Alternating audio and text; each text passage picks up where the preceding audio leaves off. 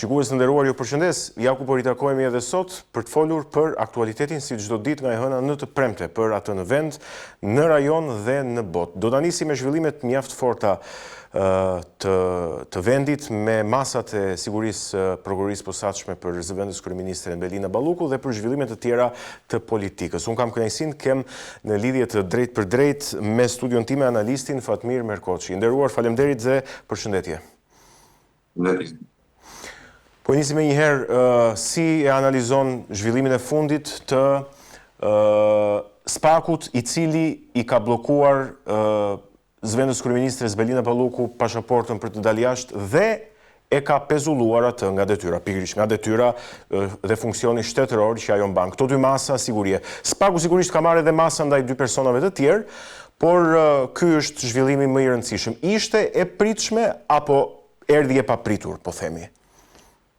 Jo, ishte e paralajmëruar, të paktën nga ana jonë ishte e paralajmëruar, sepse kemi diskutuar dhe kemi thënë që qysh kur ka dalë Belinda nga SPAK-u kam deklaruar dhe kemi diskutuar që Belinda nuk jep dorëheqjen dhe Rama nuk është i zotit ta shkarkoj Belina Ballukun. Dhe Rama po pret vendimin e gjykatës, se çfarë vendimin do marrë gjykata për të lëruar duart e tij dhe për ta shkarkuar Belinda Ballukun. Dhe ndodhi pikërisht kjo, që tashmë Belina Balluku shkarkohet me vendim gjykate dhe jo nga kryeministri i Shqipërisë. Ky ishte një testi. Po e ka gjykata tagrin që të shkarkojë nga detyra një funksionar publik? Po, e ka. Se duhet ta sqarojmë edhe nga pikpamja juridike, prandaj po të pyes. Unë vetë për shembull e kam të paqartë. Pra, ajo është në detyrë e emëruar nga kryeministri dhe mund të shkarkohet vetëm nga kryeministri apo jo? Sepse hyn tek masa e sigurisë së personit. Nuk është se gjykata mori një vendim a priori, gjykata ka një dosje përpara, prishja provave, nëse Belinda do të qëndrojë në detyrë, patjetër do prishi provat, do ndikojë në prova, kështu që është vendimi i gjykatës është tepër i drejtë në këtë rast.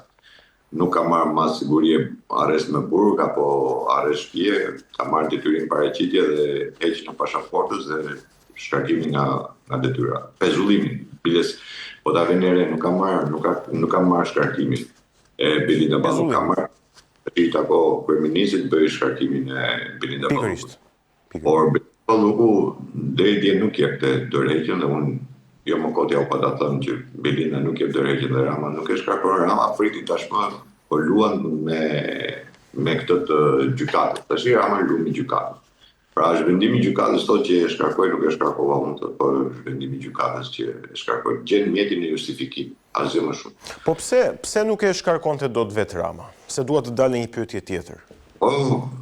Tashmë unë kam thënë se Rama, jo pa qëllime thash që Rama nuk ishte një thënie për të kaluar radhën, kur deklaroi që Rama nuk do ta shkarkojë dot Belina Ballukun, sepse në momentin që Rama do bënte shkarkimin e Belina Ballukut do kërciste, domethënë sheri rrugës të themi. Nuk është kaq e thjeshtë dhe kaq e lehtë në mbështetjen që ka Belinda për ta shkarkuar Rama. Po mirë, jo, që të ndalemi, po pse tani ajo se kupton këtë dot ka gjë, domethënë që edhe ky është një shkarkim, po themi, i tërthort, pra se kur e kuptojmë ne. Jo, ai shkarkimi është i tërthort, patjetër që do bëhet shkarkim i tërthort, por Rama kërkonte me çdo kusht të kishte një vendim të gjykatës për mas sigurie që të bënte të mundur shkarkimin e tij. Pa marrë vendimin e gjykatës, Rama nuk e shkarkonte dot Belina Ballukun. Dhe kjo u vërtetu, nuk është se unë e thash dhe nuk u. Dhe unë po ju them, ishte edhe një test Kashi Ramës. Kjo ka qenë testi Kashi Ramës. Kur kemi bërë bisedë më përpara, ju kam thënë që SPAK-u dhe FBI-ja janë në një unison, në një bashkëpunim të fortë, por ajo që është kryesorja, politika amerikane ka dhe brenda këtij konteksti kanë edhe politikën amerikane.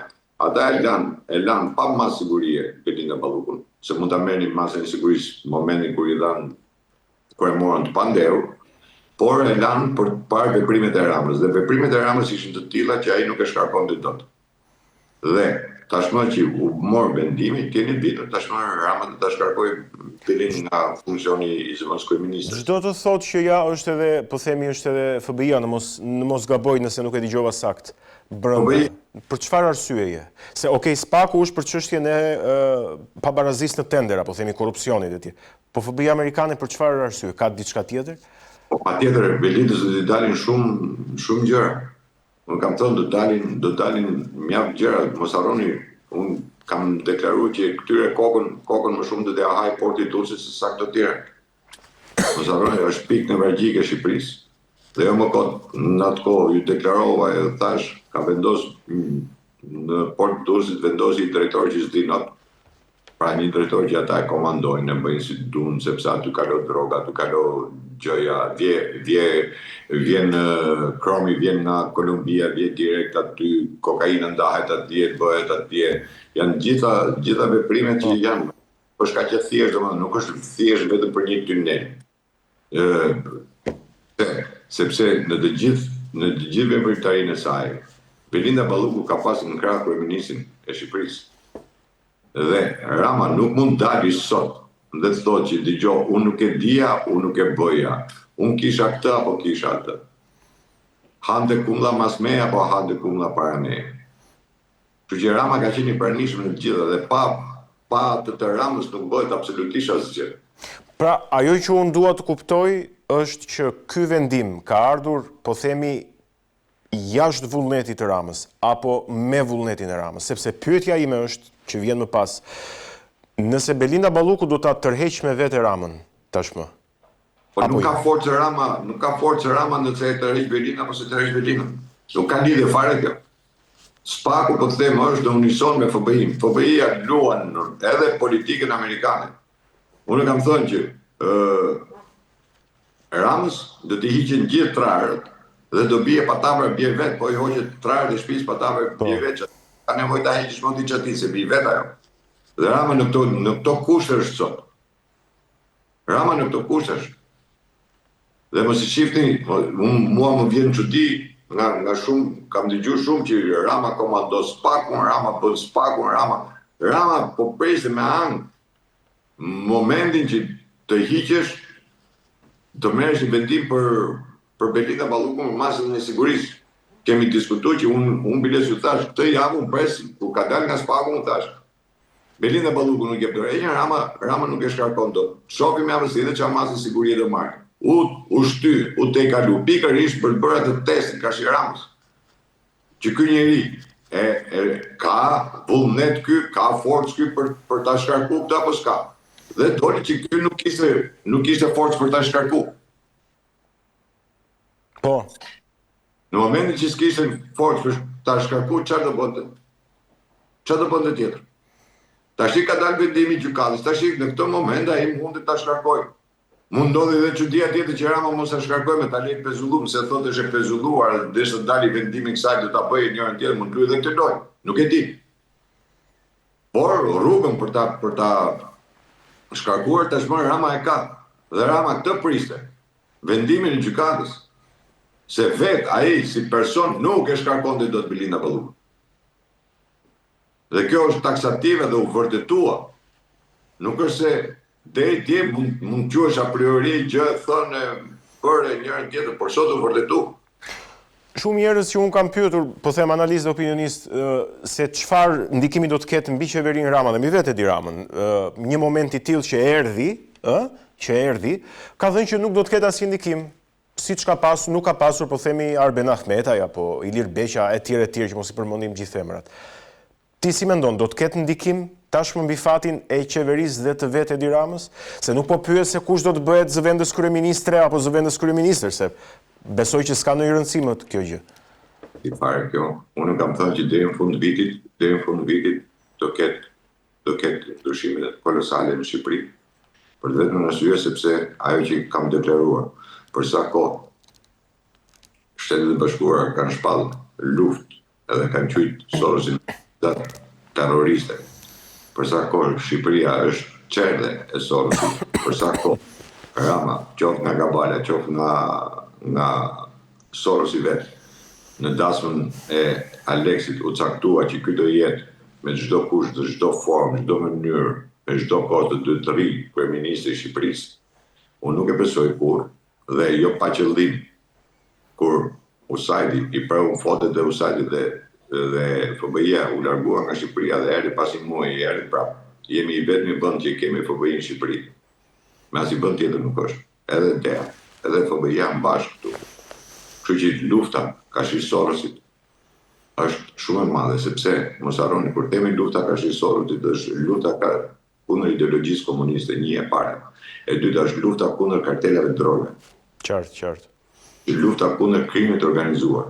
Mos harroni se kemi 3 vitet e fundit të raportet e dala nga Departamenti i Shtetit, ku e cilësojnë për pastrim para, për krim të organizuar, për drogën.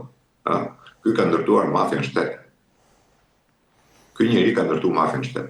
Dhe ky po komandon. Ju po ta shihni me gjithë vendet, të cilat janë vendet e njerëzit të cilët i komandon e majta në Europë, ky ka takime, ata i bëjnë lozhe, ata bëjnë qoftë ky Kosi, qoftë ajo Vandelindi, qoftë ai burri që martu me burr, të gjithë këta i bëjnë lozhe këtij njeriu, qoftë Macroni, të gjithë i bëjnë lozhe. Pse? Sepse ky është caktuar nga organizatat të jetë ky drejtuesi. Se dhe ata e duan një portavoce.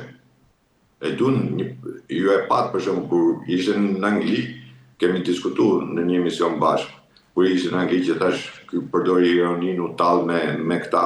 Po, edhe në fakt u deportuan 700 familje pastaj. Çfarë ndodhi? Ata u përgjigjen në këtë lloj forme. Pra, vërtetohet edhe një herë që kam deklaruar që Rama politikisht është i vdekur. Politikisht është i vdekur, i mbaruar. Fatkeqësia që kemi ne në këtë vend është tek opozita. Duhet ta kuptojmë drejt. Nëse kritikoj opozitën, kritikoj sepse kam kërkuar që të jetë një opozitë e fortë, sepse populli syri ka tek opozita për ndryshim. Nuk i ka tek Rama. Qartë. Kushdo që tjetë, qoftë Rama, kushdo që tjetë, nuk i ka te opozita, themi më mirë, po i ka te opozita, sepse opozita është ajo që bën ndryshimin. Qartë. Nuk vjen ajo që bën rotacionin. Dhe prandaj duhet një opozitë e fortë. Nëse ti ke një opozitë fortë, atëherë ne jemi të detyruar të presim çfarë do na bëjmë.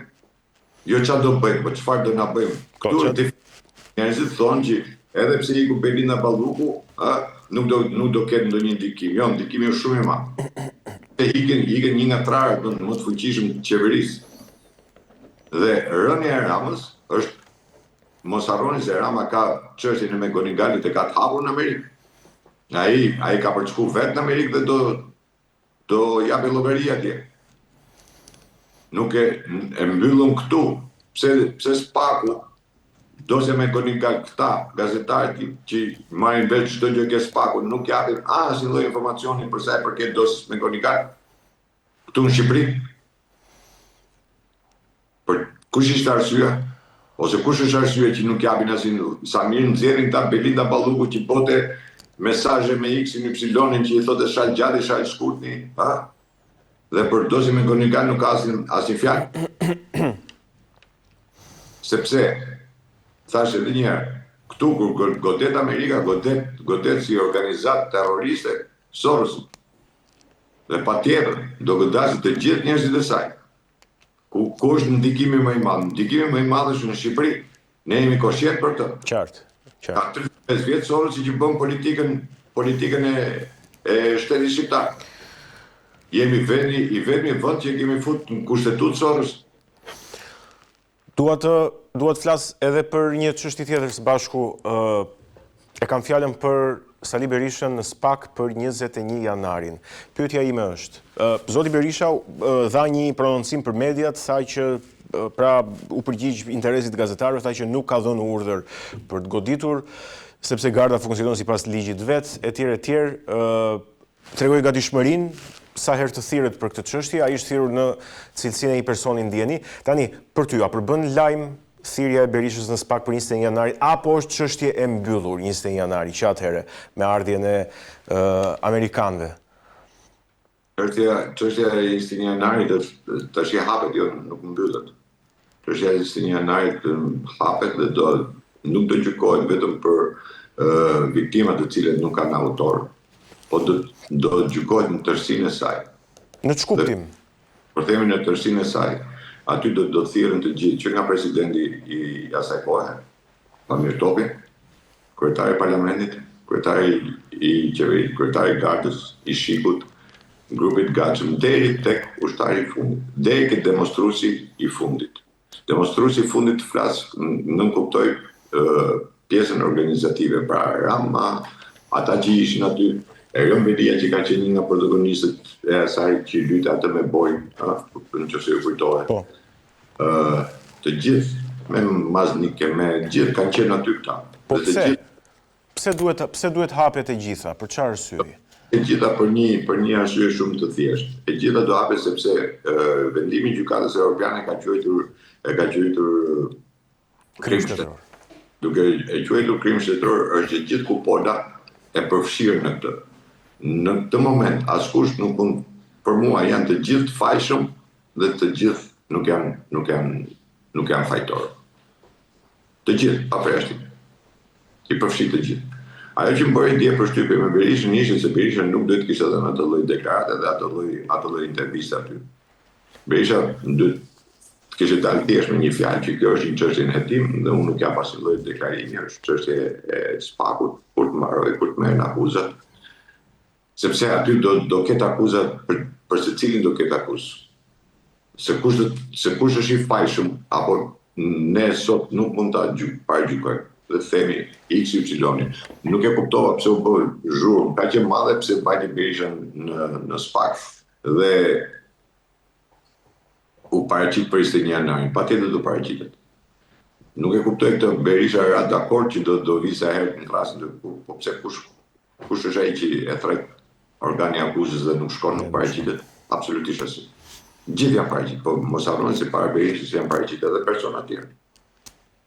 Ka dhe persona të tjerë, se nuk është sot se filloj sot me Berishën që i filloj sot. Unë prisja po, me që ka shpallur organizat, krim në shtetëror, prisja që ta fillonte me presidentin e Republikës, realisht. Thirrën SPAK ishte presidenti i Republikës dhe kryetari i Partisë Socialiste që është Rama, se ai ka qenë iniciatori, thusi, thirrsi i kësaj proteste. Dhe ai ka përgjegjësitë e veta. Në mënyrë absolute kanë përgjegjësi. Prandaj thash, është krim shtetëror që duhet thirrë të gjithë personat e tjerë. Nuk është se ngelet kaq vetëm tek një vrasje, tek viktima. Kjo do bëhet në tërësi, po mos harrojmë sepse janë marrë të gjitha serverat, janë punuar në Amerikë dhe janë zbërthyer në Amerikë. Dhe aty do dalin urdhëruesit, vrasësit, komanduesit në tet thash. Dakor? A u duk po themi në panik Berisha dje me atë deklaratë që ti thua që nuk duhet ta kishte dhënë sepse sikur dha detaje po themi më shumë nga çështjet hetimore. Pikërisht, këtë po them që Berishës nuk i takonte, duke qenë kryeminist, duke qenë se ka qenë president, dhe ai di mjaft mirë rregullat e lojës. Nuk i takonte ta bënte këtë lloj dhe mënyra kontradiktorë e të dhënurit të intervistave apo të përgjigjeve që dha nga pyetjet e gazetarëve. Nuk mundet tash të thuash një herë në Lulin se kam thënë një herë nuk e di se më mend. Jo, po kjo nuk bën, jo po ai s'bën. Nuk mund dalësh dhe të komentosh atë çfarë është thënë atje brenda. Atje brenda këtë janë thënë. Unë nuk e di tashmë. Supozojmë, Berisha vërtet i ka thënë këto aty brenda, po këtu dolim jashtë atë tha gjëra tjera. Siç mund ta kem dyshimin për çdo lloj personi tjetër që mund dalet të japë intervista. Kemi pas shumë njerëz janë futur në SPAK, kanë dalë nga SPAK-u dhe kanë thënë është çështje hetimore nuk flas. Dhe është shumë normale. Është më normale kjo. Qartë. Se sa të bësh këto lloj deklaratash.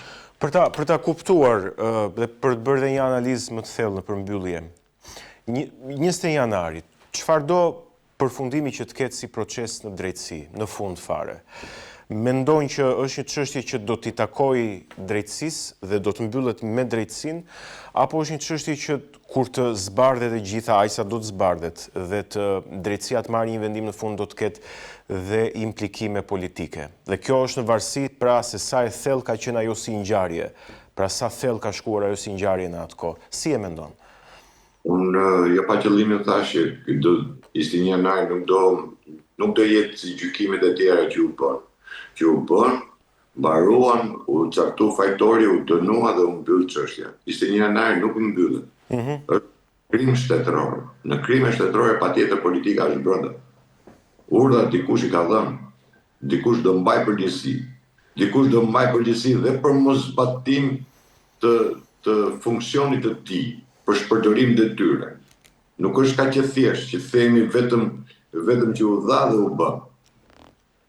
Pra, unë po ju them që ishte një Janari se vendimi i Gjykatës Evropiane e ka cilësuar krim shtetëror. Tashmë, ky krim shtetëror bëhet nga individ, nga persona rruge, apo me njerëz që ka pushtet. Krimi shtetëror është bërë nga shteti. Pra, kur themi është bërë nga shteti, tashmë do dalin të gjithë organet. Ligjzbatuese të kohës. Po pse ministri i Brendshëm, ministri i Mbrojtjes nuk kanë përgjegjësi? Komandanti i Gardës nuk ka përgjegjësi? Komandanti i grupit zjarrit nuk ka përgjegjësi? Se përgjegjësia nuk shkon vetëm ke ai që gjyti në armë. Problemi është kush dha urdhër. Momenti kur u dha, si u dha, pse u dha, dhe këto tash do dalin gjithë. Po, ky presidenti i Republikës ka pas sinjalizime ky për këtë? Kryetari i Shikut ka pas sinjalizime? Kryetari i shërbimit informativ të ushtrisë ka pas? E kam fjalën jo vetëm për atë momentin e zjarrit edhe për viktimat, e kam fjalën për të gjithë arsyen se pse ndodhi ajo, pse nisi ajo si ngjarje, pra ku donte të shkonte ajo si ngjarje, më tepër. Si para që kanë një, por janë bërë deklarate sikur, për shembull, mbaj mend atë ngjelën kur doli e tha vritën edhe 15.000. Po, e vërtet është. A kupton? Po mirë, kjo lloj deklarate, si e bën këtë deklaratë? Pra, unë prandaj them në tërësi, do merret në tërësi të aktorëve dhe faktorëve politikë. Jo vetëm edhe një personi. Dhe unë, jo pa qëllim ju thash, më duk çudi që u bë blan kaq i madh se shkoi Berisha në SPAK, shkojnë gjithë. Unë nuk e bëj dot Berishën fajtor sot. Për sa kohë çështja është në SPAK. As të pafajshëm moralisht nuk e bëj. Por nuk e bëj ligjërisht, nuk e bëj dot të fajshëm. Qartë. Se ai u thirr si person djeni, nuk e dhënë në akuzë. Qartë. Kështu që kjo çështje do bëhet në tërësinë, do zbardhet i gjithë skema e Isti Janarit. Pra duke filluar nga thirrja e protestës deri në mbyllje. Se ka të bëjë dhe mbyllja se si e mbyll protestën. Ka të bëjë dhe mënyrën se si ti që e organizon mban përgjegjësi për atë lloj proteste. Nuk mund të ikësh ti i pari. Ti duhet të jesh në krye. Pra ne thash, Erion Velia është i filmuar, është i fotografuar, është i bërë. Maznik, po Velia më the, thash janë persona, po prese nuk janë persona të kot. Qartë. Janë persona me pesh. Po kanë qenë të gjithë atje. Qartë.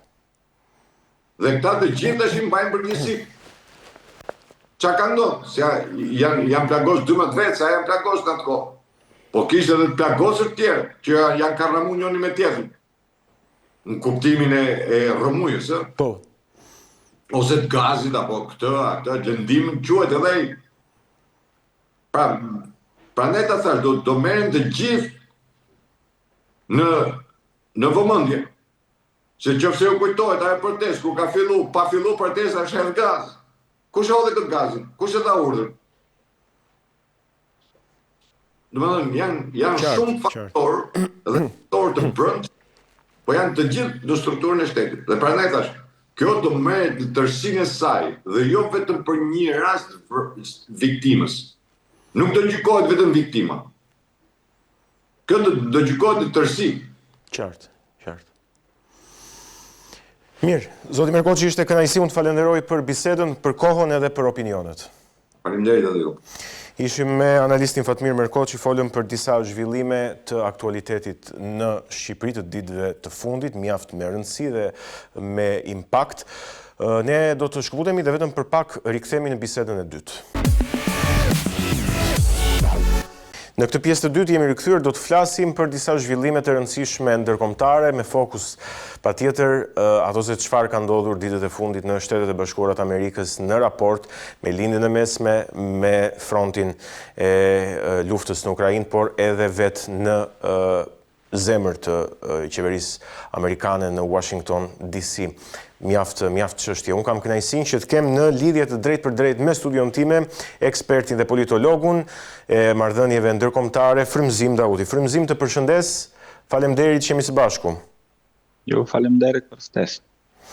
Po e nisim në fakt me takimin në Zyrën Ovale në Shtëpinë e Bardhë dhe më pas me darkën gala, siç e pam edhe nga mediat, të princit kurorës Arabi Saudite Mohammed bin Salman me presidentin Trump. Një takim i komentuar gjërësisht, në fakt një takim i cili ka vendosur edhe, po themi, disa investime të ardhshme të Arabi Saudite në Shtetet e Bashkuara të Amerikës, por më tepër se kaq, për lindjen e mesme, çfarë na thot ky takim? Si e ke parë dhe si e ke analizuar ti? Po mirë, ishte një takim i rëndësishëm. Tani kjo është vizita e dytë e princit të kurorës në Shtëpinë e Bardhë, përderisa është presidenti Trump. Gjatë periudhës së presidentit Biden, marrëdhëniet nuk ishin të mira me princin e kurorës. Dhe arsyeja ishte vrasja një gazetari të Washington Post që ndodhi në ambasadën e Arabisë Saudite në Stamboll. Dhe u ngrin marrëdhëniet në atë kohë, mirë po me të ardhur Trumpi, marrëdhëniet e Arabisë Saudite janë duke vazhduar marrëdhëniet shumë të mira dhe mund të bëjmë një krahasim që para një jave edhe diskutuam ne, ishte në vizitë në Shtëpinë e Bardhë kryetari i Sirisë, mirë po ai nuk u prit sipas protokollit, flamuri i Sirisë nuk u vendos në Shtëpinë e Bardhë dhe nuk u ulën në zyrën e Trumpit, dhe kjo nuk ndodhi me princin e kurorës, pa ju respektua sikur me qenë kryetar shteti, edhe pse nuk është mbreti i Arabisë Saudite, po ne dim që de facto ai është mbreti i Arabisë Saudite, për shkak se babai i tij ka vite të tëra që nuk shfaqet askund dhe ka spekulime dhe dyshime se ndoshta edhe nuk është gjallë, që mund edhe të jetë rasti. Pse është ky rasti? Për arsye se ky princi kurorës e theu rregullun e mbretërisë Arabisë Saudite, që kurora shkonte, kur vdes një vlla, shkonte vllau tjetër, mirë po mbreti Selman Ibn Abdulaziz, në vend që t'ja jap kurorën vëllaut të tij, ai ja dha djalit të tij, dhe përderisa ende ka disa vëllezër të babës së princit të kurorës gjallë, ai frigohet që nëse shpall vdekjen e babas së tij, mund të ketë trazira se kush do të vazhdoj të bëhet mbreti i Arabisë Saudite. Besoj kjo është një krizë e Arabisë Saudite dhe ne si komentator apo si vazhgues nuk është se i dim të gjithë rrethanat e politikës së brendshme të Arabisë Saudite. Mirë po, Amerikës i konvenon ky princi kurorës, dhe do të hap disa arsye se pse është kjo. Për shkak se para se të bëhet ai princi kurorës ishte ministri i punëve ministri i mbrojtjes, dhe në kohën e tij ai shpalli luftë Jemenit. Kjo ka më shumë se 10 vite. Dhe ajo luftë filloi, kuptohet, me mbështetje të Perëndimit, dhe arsyeja ishte se në Yemen e merrte qeverinë një forcë që sot njihen si Huthit dhe të cilat ishin të afërt me politikën e Iranit. Dhe për të dobësuar ndikimin e Iranit në lindjen e mesme, atëherës shumë entuziast ky princi kurorës dhe i ri dhe pa përvojë e filloi atë luftë, mirë po nuk pati asnjë sukses. Suksesi vetëm ishte që jemenasit hynë në një mjerim dhe një luftë qytetare, dhe që sot janë populli ndoshta më i varfër i botës dhe buajnë shumë për shkak të sanksioneve të ndryshme. Mirë po, Trumpi i pranon këta dhe po ashtu ishte edhe në Arabinë Saudite. Na kujtohet e kime komentuar atë, ishte në Katar, ishte në Emiratet e Bashkuara Arabe dhe të gjithë ata i premtuan se do të investojnë $600 miliard, arriti deri 1 miliard në Katar, besoj që në Dubai i premtuan 1.3 trilion dollar, pra çdo shtet që e vizitonte, ata e rritnin sumën e parave që të investonin në SBA, para këta që i duhen shumë ekonomistë amerikane, për shkak se dhe Amerika është në një krizë ekonomike. Dhe në këtë takim ai erdhi me premtimin për $600 miliard investime, mirë po Trumpi tha jo rrite deri në 1 trilion dhe ashtu u pajtuan. Dhe si do të harxhohen ato para? Ata para më shumë do të harxhohen duke bler armatime. Pra ata ju premtuan se do të mund t'i blejnë aeroplanet F-35 dhe kuptohet që do duhet shumë para të investojnë, për shkak se kjo është projekt që mund zgjasë deri në 10 vite. Dhe është pikpyetje e madhe se a do të arrijnë ndonjëherë t'i marrin ato aeroplan F-35, për shkak se në linjën e mesme, sa e di unë vetëm i ka Izraeli ato. Do shta edhe Dubai kanë disa aeroplan, mirë po pa konsensin e Izraelit, ata aeroplan nuk mund t'i marrë Arabia Saudite. Edhe nëse i merr ato aeroplan, kuptohet që do t'jenë të kufizuar si mund t'i përdorin ata. Do shta pilotët do t'jenë vetë Amerikan, apo të ushtruar njerëz të besueshëm të Arabisë Saudite në Amerikë. Dhe kuptohet që ato do të mund t'i përdorin nëse vinë në një rast lufte me Iranin, apo Izraeli dhe Amerika nëse bashkërisht e sulmojnë Iranin. Arabia Saudite mbas gjitha gjasave, sipas kësaj situate që është sot, do të mbaj anën e perëndimit. Dhe këto janë çështje kuptohet që diskutohen aty.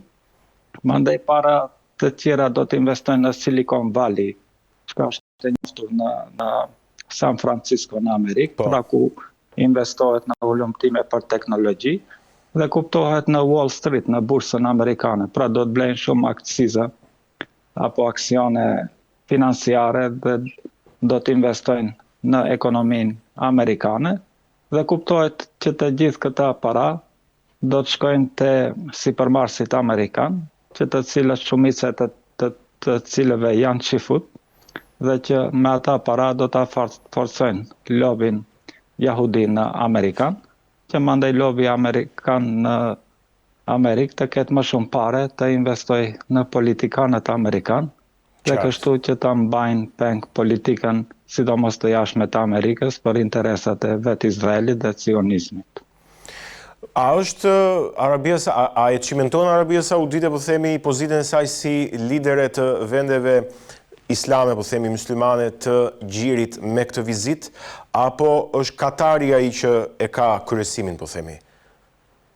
Tani kishte një konflikt, kur ishte, mendoj, ndoshta ka 10 vit ka kaluar, ishte në kohën e Trumpit, kur ishte prezident. Arabia Saudite e izoloi Katarin, pra ja preu e mbylli kufimin. Kalimin toksor, e mbylli. Dhe qëllimi ishte ndrimi pushtetit, pra atëherë u ndrua pushteti, pra dha dorëheqje emiri Katarit, i cili ishte babai këtij emirit të sotëm, ai dha dorëheqje.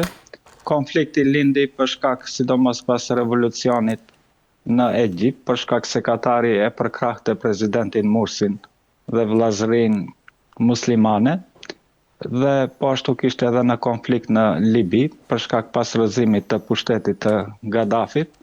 Filluan disa çrregullime apo konkurrencë mes Arabisë Saudite dhe Katarit, dhe ky princi kurorës i Arabisë Saudite mendoj se do ta ketë lehtë që ta detyroj Katarin ta ndroj politikën, dhe një ndër arsyet ishte edhe televizioni Al Jazeera, të cilët bonin edhe kritik për pushtetin e Arabisë Saudite. Pra ata kërkonin që të mbyllet televizioni Al Jazeera, sidomos janë në gjuhën arabe. Dhe kjo nuk dështoi. Një ndër arsyet e dështimit ishte përkrahja e Turqisë për Katarin. Turqit i dërguan ushtarët e vet dhe krijuan një urë ajrore, pra me aeroplana prej Turqie furnizonin Katarit. Dhe gjithë plani i Arabisë Saudite dështoi dhe tani janë pajtuar, nuk është se ka ndonjë konflikt, për shkak se edhe Turqia i ka rregulluar marrëdhëniet me Arabinë Saudite, me Emiratet e Bashkuara Arabe dhe me Egjiptin. Dhe kjo tani në lindjen e mesme kemi një qetësi relative dhe bashkëpunim me shteteve të lindjes së mesme, po kuptohet që Arabia Saudite nuk mund të përfaqësojë botën muslimane, ata mund të përfaqësojnë atë shtetet e Golfit, çka quhen, kanë ata një organizat ku bëjmë pjesë aty edhe Kuvaiti, edhe Iraku, edhe shtetet e Golfit. Po. Mirë po kuptohet që për shtetet muslimane më përfaqësues mund të jetë Turqia, mund të jetë Irani, mund të jetë Pakistani, forca këta të mëdha ushtarake, dhe asesi që mund të jetë Arabia Saudite. Ajo që, për ta mbyllur këtë çështje të vizitës së princit kurorës, ajo që unë dua të kuptoj nga ty, realisht, është, ndryshe nga presidentët e tjerë paraardhës amerikanë, duket sikur Donald Trump po përpiqet që të fuqizojë, po themi, botën myslimane, botën islame, kuptohet politikisht për interesat e veta, qartësi. A është ky një perceptim, po themi, që qëndron apo ka diçka tjetër mbas kësaj? Jo, është përshtypje e gabueshme. Aha. Pra, është përshtypje e gabueshme e cila krijohet. Trumpi është në marrëdhënie të mira me Arabinë Saudite, për shkak se Arabia Saudite ka investuar shumë në projekte të dhëndrit të tij apo të vajzës së tij, të dhëndrit Kushner, i cili ka formuar një kompani ndërtimesh, dhe investitori i parë i asaj kompanie ishte pikërisht familja Saude, pra princi kurorës, i cili u dha $2 miliard investime që të shfrytëzojnë ato para. Dhe kuptohet që kanë plane të shumta në ndërtimtari, dhe një ndër planet e shumta është edhe rindërtimi i Gazës. Kuptohet që banorët e Gazës nuk do të jetojnë aty. Pra çështja bëhet për interesa financiare, me të ardhur në pushtet Trumpi e ka shumuar pasurinë e tij, sidomos nëpërmjet fëmijëve të tij, në disa miliarda dollar, dhe investitori më i madh në zhvillimin e pasurisë së tij janë shtetet e Golfit, pra janë Katari, janë Dubai, janë Arabia Saudite, dhe Trumpi vetëm e shqetëson në këtë aspekt. Kuptohet që ai nuk do të kishte dashur që të forcohet bota muslimane, për shkak se gjithë politika e tij në shtëpinë e bardhë kontrollohet nga lobi sionist, dhe ata, përderisa Arabia Saudite është në anën e tyre, ata kanë marrëdhënie të mira. Për momentin nëse ndryshon politika e Arabisë Saudite, kuptohet që do ta izolojnë, do ta bojkotojnë, ndoshta edhe do të organizojnë një grushteti në Arabinë Saudite, për shkak se nuk do të thotë se populli i Arabisë Saudite është i kënaqur me politikat e mbretërisë Saudite, dhe atje ka kuptohet opozit, por që nuk lejohet të funksionojë për shkak se Arabia Saudite nuk është një sistem demokratik, është një monarki absolute. E vërtet, po. Dhe të gjithë vendimet sjellen nga një familje dhe ku nuk ka zgjedhje as pak. Qartë.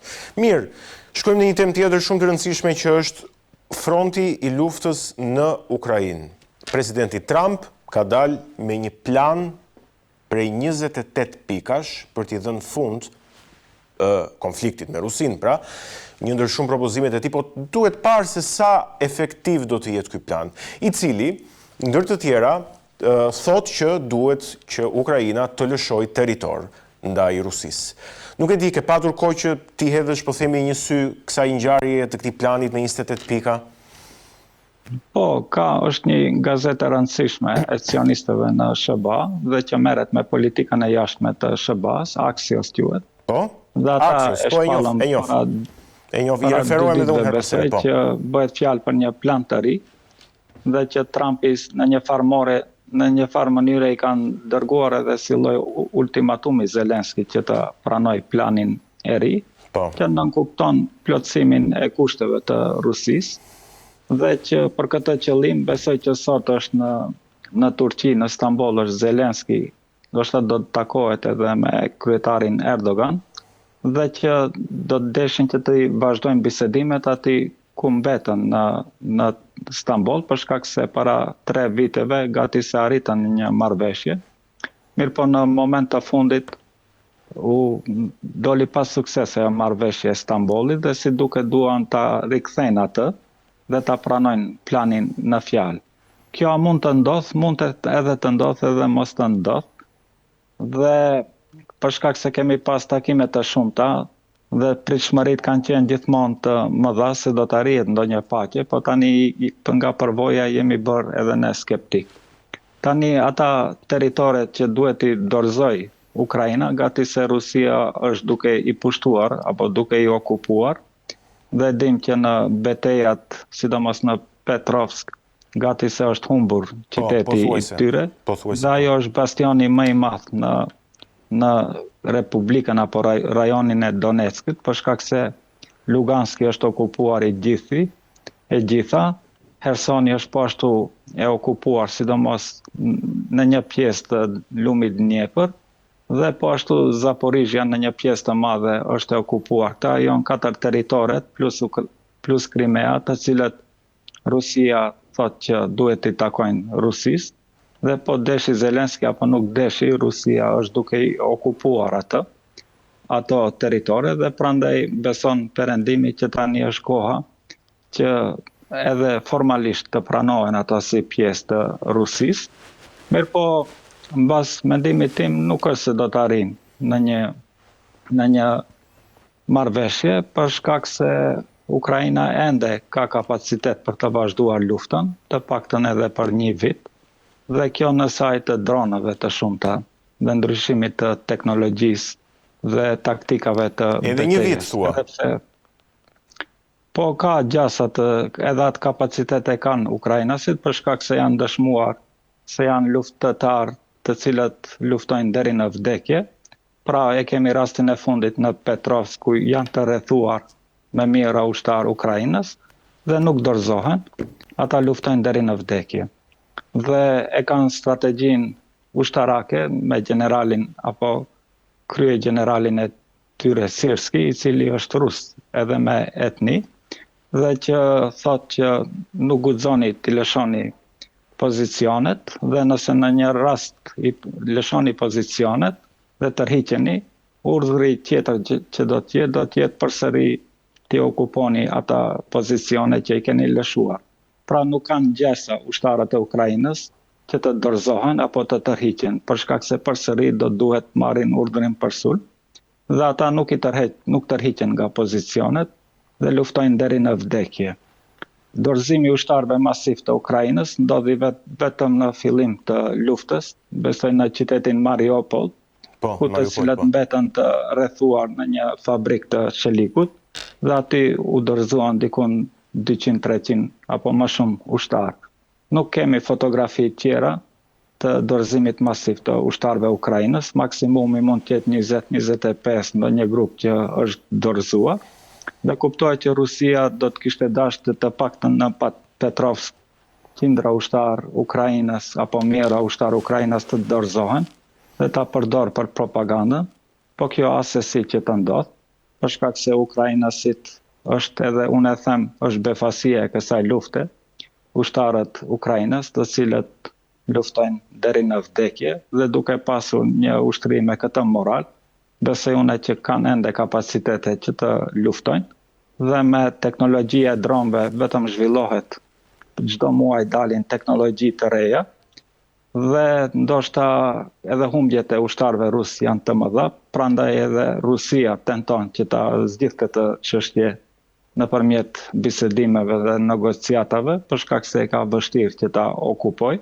Ata kuptohet që në fund do të kenë sukses, mirë po viktimat apo të vrarët e ushtarëve rus mund të numërohen ndoshta në fund të luftës me miliona, ashtu sikur edhe numri i ushtarëve të vrarë Ukrainës, mbas disave kalkulimeve ka rritur dikon 2 milion ushtarë të vrarë, dhe besoj që do të jetë një fatkeqësi për të di kombet, edhe më shumë kur e kemi parasysh se të di kombet janë rus, janë ortodoks, janë slav, flasin një gjuhë të përbashkët, pra është një luftë qytetare e përgjakshme, që me iniciativë të perëndimit e shkatruan kombin e Ukrainës, shtetin e Ukrainës, dhe e dëmtuan po ashtu edhe ushtrinë ruse dhe interesat e tyre. Mirë po kuptohet që në këtë luftë po ashtu është dëmtuar edhe interesat e NATO-s për shkak se gjitha të armatimet të ushtrisë ukrainase që shkatrohen, janë armatime të marrur nga perëndimi, dhe sot shiqojmë që nuk kanë më mjete për të mbrojtur, sidomos raketa kundërajrore, dhe Rusia i godet të gjithë qytetet e Ukrainës, për shkak se ukrainasit nuk kanë se si të mbrohen dhe gjithë infrastruktura e tyre është duke u shkatruar, sidomos infrastruktura e energjisë. Mirë po mund të po ashtu një konstatim të japim, se Ukraina pas ka qenë shumë e zhvilluar, sidomos në kohën e komunizmit, kanë nuk prap, sidomos në aspektin e energjisë, hidrocentrale të ndryshme, termocentrale, centrale bërthamore. Pra ne nuk e kemi ditë si nga jashtë se Ukraina pas ka qenë atë shumë e zhvilluar, se 4 vite është duke u sulmuar Rusia me raketa dhe ende ata kanë rrymë, kanë energji.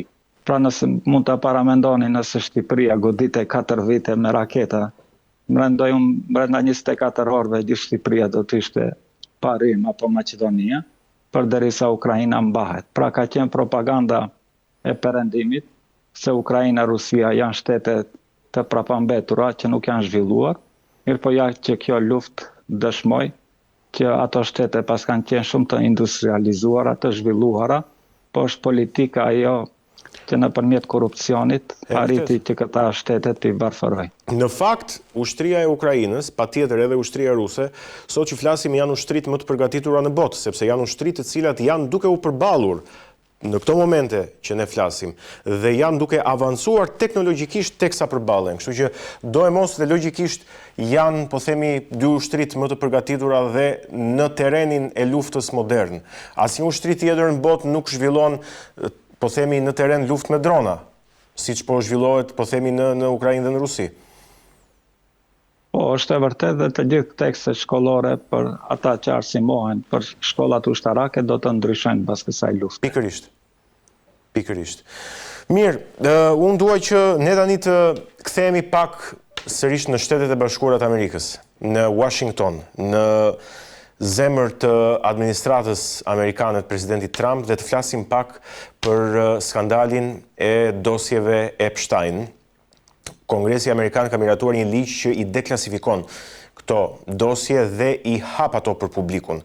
Pra i bën të njohura se çfarë ka materialet e këtyre dosjeve. Në kaq presidenti Trump është shfaqur jo rrallëherë kontradiktor në deklaratat e veta sa i takon këtij skandali, por edhe, po themi, i tensionuar në raport me gazetarët, siç ishte edhe rasti para pak ditëve me një gazetar. Çfarë mund të presim nga hapja e këtyre dosjeve tashmë dhe lajmi i fundit është që presidenti Trump e ka nënshkruar, po themi, ligjin e Kongresit, ligjin për deklasifikimin e dosjeve. Çfarë mund të presim? Do fillojmë nga fundi, ai nënshkrueti atë ligj për shkak se nuk kishte zgjidhje. Kongresi Amerikan e votoi me 470 mbi 400 vota dhe 1 kundër. Pra nëse një ligj adoptohet unanimisht, kuptohet që presidenti nuk ka zgjidhje përveç se ta nënshkruaj. Ai mund të bëjë veto, mirë po kuptohet ata të njëjtit nëse votojnë, atëherë do të hyre në fuqi. Pra nuk është se kishte zgjidhje presidenti Trump. Presidenti Trump në gjithë këtë vit u përpoq që dosja Epstein mos të hapet dhe filloi që t'i dënoj edhe ata kongresmen republikan të cilët e filluan iniciativën që të hapen ato dosje, nga të cilat duhet të theksohet që merita kryesore është një Thomas Massie quhet, dhe i cili është i vetmi kongresmen amerikan, jo vetëm republikan, po amerikan, i cili nuk merr para nga lobi çifut i Amerikës. Pra është i vetmi dhe kuptohet e ka atë liri që të filloj një iniciativë të tillë. Të tjerit nuk e kanë atë liri për shkak se janë të sponsoruar nga lobi çifut dhe nuk guxojnë që të marrin iniciativa të tilla. Tani pse e përmendim Izraelin për dosjen Epstein? Për shkak se Epstein është çifut dhe dyshohet që ka qenë agenti Mossadit izraelit. Tani është kjo shumë çështje koklavitur, për mua është e qartë për shkak se e ndjeki kohë të gjatë dhe kemi pas ndoshta para 3 muajve një bisedë ku kam thënë që do të aktualizohet çështja Epstein dhe ja që sot erdhëm në atë pikë që u aktualizua çështja Epstein, për shkak se u përpoqën edhe mbyllën kongresin që kjo çështje mos hy në rend të ditës, mirë po ja që mbas pushimeve verore dhe pas një incidenti që ndodhi me vrasjen e një gazetari të njohur amerikan nëpërmjet një atentati dhe u tentua që të fillohet lufta në Venezuelë, pra gjithmonë përpiqet që të ketë tema të nxehta që mos të diskutohej për çështjen Epstein, po përsëri erdhi në rend të ditë. Kjo po ashtu erdhi në rend dite javën e kaluar, kur parlamenti apo kongresi apo komisionet të kongresën dhanë dritë jeshile që të publikohen email-at që kanë qenë ndërmjet atyre që dyshohen se janë pjesë e rrjetit të trafikimit seksual në dosjen Epstein, dhe të gjitha ata emaila që u hapën, gjithkund mund ta shiqonim emrin e presidentit Trump në komunikimin mes tyre me shkrim. Dhe pse përmendet presidenti Trump në ata emaila, është arsyeja se Epstein dhe Trump kanë qenë shok të ngushtë të paktën për 2 dekada. Dhe përderisa kanë qenë shok të ngushtë, dyshohet që edhe Trumpi është i përfshirë në rrjetin e trafikimit seksual. Dhe këta pse janë bë këta trafikimet? Këta trafikime janë bë për t'i shantazhuar, sidomos politikanët, sipërmarrësit e ndryshëm. Dhe ky Epstein ka pasur një shtëpi të madhe në New York, po jo vetëm në New York, në New Mexico, në Florida, ka pasur disa shtëpi dhe ku ka bërë parti të ndryshme dhe ku i ka ftuar politikanë të rëndësishëm, ndër të cilat edhe kryeministri i Izraelit Ehud Barak, dhe dyshohet që të gjitha ata takime, mbas atyre takimeve janë bërë marrëdhënie seksuale, dhe të cilat Epstein i ka filmuar, fshehur azi, dhe mandej i ka shantazhuar, dhe ata incizime ja ka dërguar Mossadit, dhe Mossadi apo shteti i Izraelit, politikanët i kanë shantazhuar që të veprojnë kështu apo ashtu, si kanë qenë interesat e tyre. Dhe kuptohet që nuk është në interes të Kongresit Amerikan, qeverisë amerikane, që të hapet kjo dosja, për shkak se do të kuptojmë se shtetin e Amerikës e udhëheq një elitë perverze seksuale, të cilat jo që kanë bërë marrëdhënie seksuale, po shumica e atyre viktimave të tyre kanë qenë minore. Dhe kjo kuptohet që do të bëjë. Pra jemi në rastin e pedofilisë. Po, pra dyshohet se të gjithë politikanët, përfshirë këtu edhe Bill Clinton, janë pedofil. Tani për Trumpin nuk është se ka dyshim të drejt për drejt, por përderisa është shoqëruar në atë rreth, dyshohet se dhe ai është pjesë e rrjetit të kësaj shantazhit të pedofilisë. Dhe kur mendojmë se si ka arritur ai të bëhet president, dyshimet mund të jenë reale.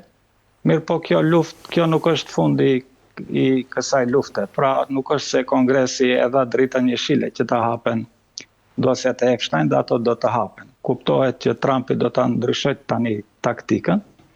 Ato dosje për t'u hapur duhet të shkojnë nëpër duart e Ministrisë Drejtësisë dhe nëpërmjet duart e FBI-s. Kuptohet që Trumpi ka njerëzit e vet aty, ministre drejtësisë ka avokatën e tij Pam Bondi. Pam Bondi, po. Drejtori i FBI-s Kesh Patel, të gjithë janë njerëz të Trumpit, dhe ata çka do të bëjnë? Do të bëjnë redaktimin, editimin e të gjitha atyre dosjeve që do t'i hapin.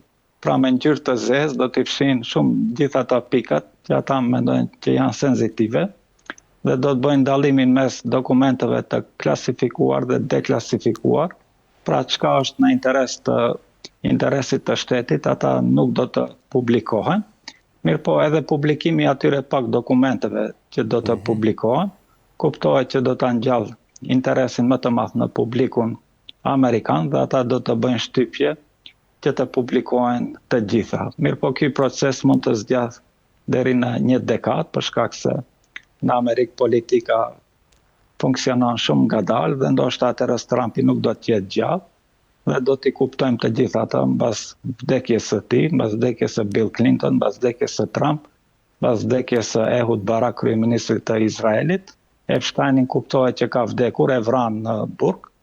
Edhe pse them se e vranë, edhe pse thuhet që është bërë vetvrasje, për shkak se autopsia që i është bërë në ditën ku është vrarë, pra nuk ka shkruar se është vetvrasje, dhe vëllau i Epstein ka bërë një investigim privat me mjek të tjerë, të cilët e kanë bërë si quhet kjo, pra trupin e tij se është vrarë apo nuk është, a është vetvrasje, dhe si përfundim është vrasje.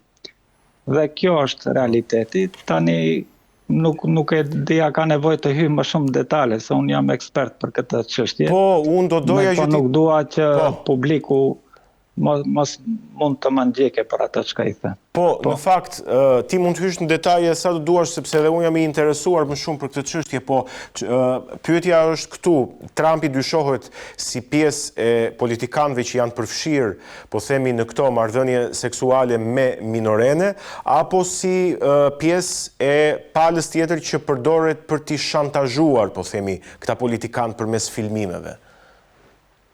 Për të dyja dyshohet.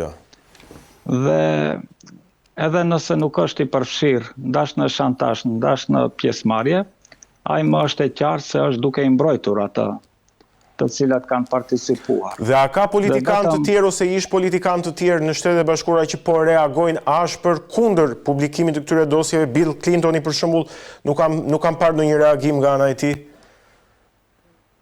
Po, të gjithë janë kundër hapjes së këtyre dosjeve, për shkak se thuajnë që do të prishet siguria kombëtare e Amerikës. Dhe prandaj edhe ligji që u soll për hapjen, aty ka një paragraf që thotë nuk do të hapen ata që rrezikojnë sigurinë kombëtare të Amerikës. Pra, me atë fakt, ata veç e kanë shtyrë për hapjen e dosjes Epstein.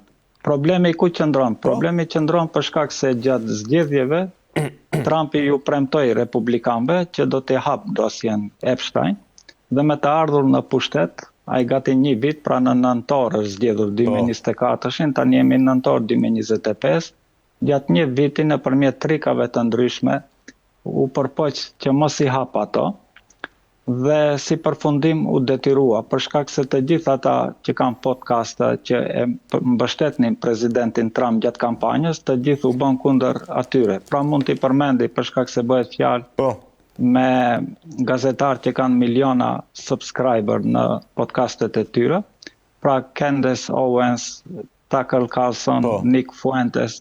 Këto janë atane që kanë ka 5 milion, 7 milion subscriber dhe janë në rank listën e parë të shqyrtimeve të debateve politike në Amerikë, dhe të gjithë ata e fajsojnë Trumpin se nuk ju përmbahet premtimeve, dhe se me të ardhur në pushtet ai tha që do ta thaj kënetën, mirë po si duket ai tani është duke e mbrojtur kënetën. Për shkak se këneta janë të gjithë ata të shtetit të thellë, dhe me hapjen e dosjes Epstein do të kuptohet se si funksionon rrjeti shantazhimit të politikanëve në politikën e jashtme. Për shkak se është e habishme se si është e mundur të gjithë politikanët që hynë në politikën amerikane të përkulen Izraelit, të përkulen zionizmit, përderisa votat i marrin nga të krishterët, nga të bardhët, nga zezakët, mirë po në momentin që hynë në shtëpinë e bardhë në Kongres, i dorëzohen Netanyahu dhe lobit Qifut, dhe dyshohet që problemi është shantazhimi. Pra shantazhimi është pjesë e bërjes së politikës, sidomos shërbime sekrete. Në fakt, thelbi i këtij muhabeti është pikërisht ky, përdorja e atyre materialeve për shantazh, për të arritur qëllime politike, nuk është thjesht tek pedofilia sado e rënd të jetë ajo patjetër. Përfitime financiare po ashtu. Tani unë mund të ndërlidhi për ta kuptuar më qartë publiku i Shqipërisë. Ju keni skandale seksuale të ndryshme në Shqipëri, të politikanëve të Shqipërisë. Mirë po ato nuk përsëriten për shkak se edhe shoqëria e Shqipërisë konservatore. Mirë po ashtu inqizime e kemi Ilir Metën me Dritan Priftin, kur i bëri inqizim gjatë një bisede në mes tyre, me qëllim që ta shantazhoj. Mirë po dolën po ashtu edhe inqizime të Priftit në një marrëdhënie seksuale. Dhe e përmendi, ne kemi kryeministrin e Shqipërisë Edi Rama, i cili në plazh ishte fotografuar pa tesha, Dhe kjo është një lloj shantazhi për shkak se u publikua fotografia e tij në gazeta. E kemi po ashtu edhe i përmendi sidomos ta që janë të akuzuar në SPAK, e kemi Ballukun, i cili burri i saj gazetar doli me një incizim që edhe ajo ishte për të shantazhuar ministra Balluku. Po ashtu e kemi Erion Velian, i cili është në burg, ka incizime në rininë e tij sikur ka qenë pjesëtar i LGBT-istëve dhe po ashtu përderisa ishte kryetari i komunës në ndërtesën e kryebashkisë u martua një çift lesbik. Pra është çështje që ata në momentin kur e marrin pushtetin shantazhohen për shkak se kanë incizime të ndryshme që një shoqëri konservatore do t'i refuzonte dhe do të dëmtohej karriera e tyre politike, përveç atyre shantazheve të vjedhjeve, korrupsioneve, rishpeteve të ndryshme, ata janë çështje tjetër. Mirë po të gjithë këta shkojnë bashkë dhe shërbimet sekrete i shfrytëzojnë këta që politikanët shqiptar të mbohen pjesë e politikës së cionizmit dhe ja e shiqojmë që e gjithë politika e Shqipërisë dhe politikanët e Shqipërisë sot e mbajnë anën e cionizmit dhe kuptohet ashtu sikur që hapet dosje Epstein në SBA, duhet të hapet një dosje për Shqipërinë dhe të pastrohet politika shqiptare nga ata të cilët mund të shantazhohen lehtë për shkak të jetës së tyre. Qartë. Që është e ndryshme nga një shoqëri konservative. Që nuk do të thotë se unë e gjykoj mënyrën e jetesës së tyre, mirë po në një shoqëri si e Shqipërisë konservatore kuptohet që përfaqësuesit duhet të përfaqësojnë njerëz dinjitos të cilët i përshtaten asaj shoqërie shqiptare. Qartë, mirë. Frymëzim, unë të falenderoj për gjithë bisedën dhe për gjithë detajet që na solle, sidomos në pjesën e fundit për sa i përket dosjes Epstein. Ishte kënaqësi. Ju faleminderit. Ishim me politologun dhe ekspertin në marrëdhënieve ndërkombëtare Frymëzim Dauti, folëm për disa çështje të rëndësishme nga arena ndërkombëtare. Ishte ky aktualitet për sot, edhe për këtë javë. Ne do të jemi sërish ditën e hënë. Deri atëherë qëndroni me NTV.